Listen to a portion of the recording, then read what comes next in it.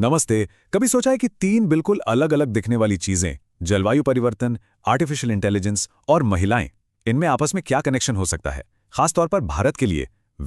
यही वो कनेक्शन है जिसमें हमारे देश के लिए एक बहुत बड़ा मौका छिपा है। तो चलिए, आज की हमारी पूरी बातचीत इसी एक बड़े सवाल के इर्द गिर्द घूमेगी। क्या एआई यानी आर्टिफिशियल इंटेलिजेंस सच में भारत की करोड़ों महिलाओं के लिए तरक्की के नए रास्ते खोल सकता है? ये जानना बहुत जरूरी है, क्योंकि इसका जवाब सिर्फ टेक्नोलॉजी से नहीं बल्कि भारत के भविष्य से जुड़ा हुआ है।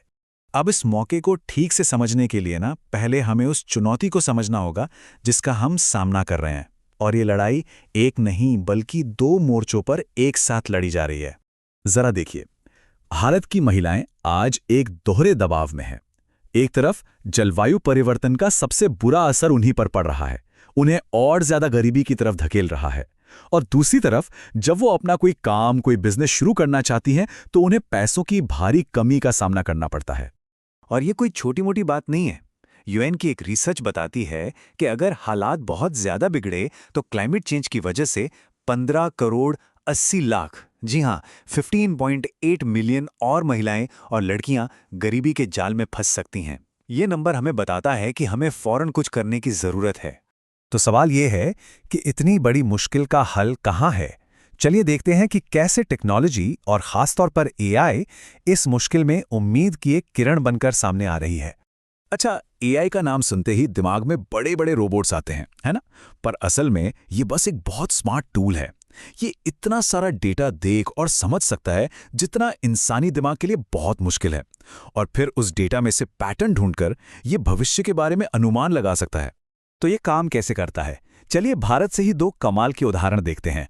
एक तरफ एआई कंपनियों के अंदर का डेटा देखकर ये पता लगा सकता है कि कहीं पुरुषों और महिलाओं की सैलरी में भेदभाव तो नहीं हो रहा। दूसरी तरफ ये बाढ़ जैसी आपदा आने से पहले बता सकता है कि कौन से स्कूल या आंगनवाड़ी सबसे ज्यादा खतरे में हैं, ताकि उन्हें पहले बचाया जा सके। ठीक है, तो हमारे पास एक बेहतरीन टूल तो है, पर किसी भी टूल को चलाने के लिए क्या चाहिए? पैसा, यानी सही जगह पर किया गया निवेश। और यहीं पर कहानी का एक और जरूरी पहलू सामने आता है। आइडियाज की कोई कमी नहीं है, लेकिन एक बहुत बड़ी रुकावट है।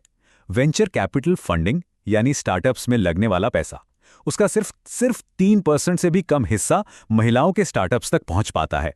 ये एक बहुत बड़ा गैप है जिसे भरना होगा। और इसीलिए एक्सपर्ट्स एक बहुत जरूरी बात कहते हैं, हमें जेंडर वॉशिंग से बचना होगा। इसका मतलब है, सिर्फ नाम के लिए या दिखावे के लिए महिलाओं की मदद करने से काम नहीं चलेगा। जो भी मदद हो वो असली होनी चाहिए, उसका इरादा नेक होना चाहिए। तो फिर सही तरीका क्या है? सही तरीका है जेंडर इंटेंशनल इन्वेस्टिंग, मतलब ऐसा निवेश करना जिसका मकसद साफ हो। ये देखना कि क्या उस पैसे से महिलाओं को सच में टेक्नोलॉजी मिल रही है, क्या उनके लिए काम करने की जगह सुरक्षित बन रही है, क्या उन्हें लीडरशिप रोल मिल रहे हैं।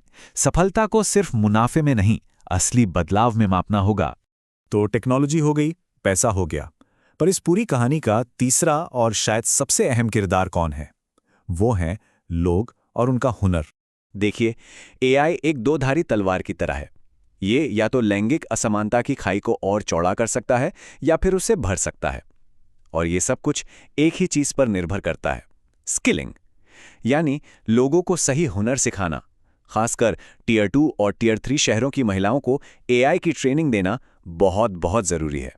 मतलब हमें दो लेवल पे काम करना होगा। एक तरफ स्किलिंग और एजुकेशन के जरिए लोगों को काबिल बनाना है, और दूसरी तरफ फंडिंग और सही मौके देकर उनके लिए दरवाजे खोलने हैं। काबिलियत और मौका जब ये दोनों साथ मिलेंगे तभी बात बनेगी।